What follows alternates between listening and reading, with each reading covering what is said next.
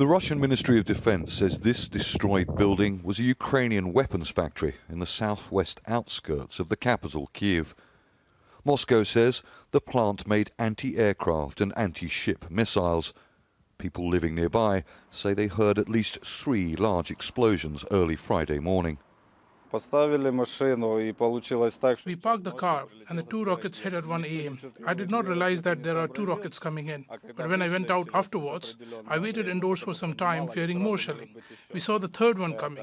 It damaged the car, tore out the tires, hit the windows and walls. People suffered too. The walls fell out. The attack came hours after Russia said its Black Sea Fleet flagship, the Moskva, had sunk while being towed back to port after a fire caused an explosion on board. The Ukrainian military said it was responsible, having targeted the vessel with Ukrainian-made Neptune missiles.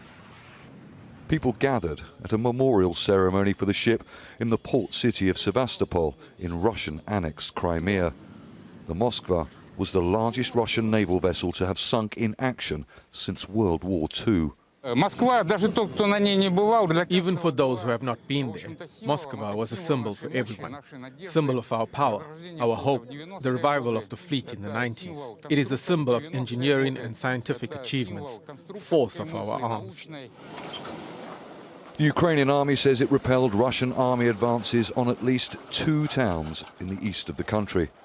Russia has redirected its forces from Kyiv in an effort to seize more territory in the Donbass region.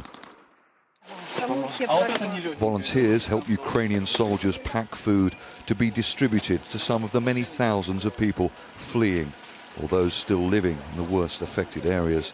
I stay here because it's my home, and we help people delivering food, chemistry, and our town just destroying.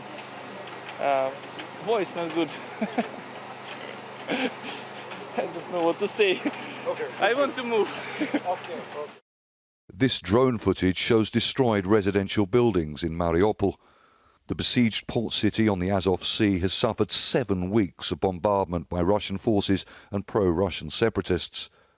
Repeated attempts at securing humanitarian corridors to rescue thousands of people trapped inside have failed.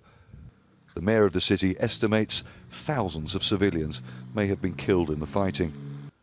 Ukraine's Ministry of Defense says Russia has for the first time used long-range bombers to attack the city. Russian occupants keep carrying out aerial strikes on Mariupol. They use long-range bombers. The enemy's land forces are trying to capture the seaport.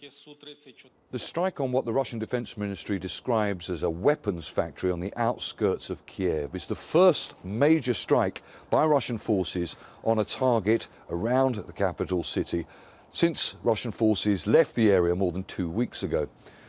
Major military operations now, for the time being, have moved east, where there are increasing reports of an effort by the Russian military to close in around the strategically important city of Slavyansk. The UN says that more than 4.7 million people have fled the fighting, and with no indication of any de-escalation, that number is expected to rise. Charles Stratford, Al Jazeera, Kyiv.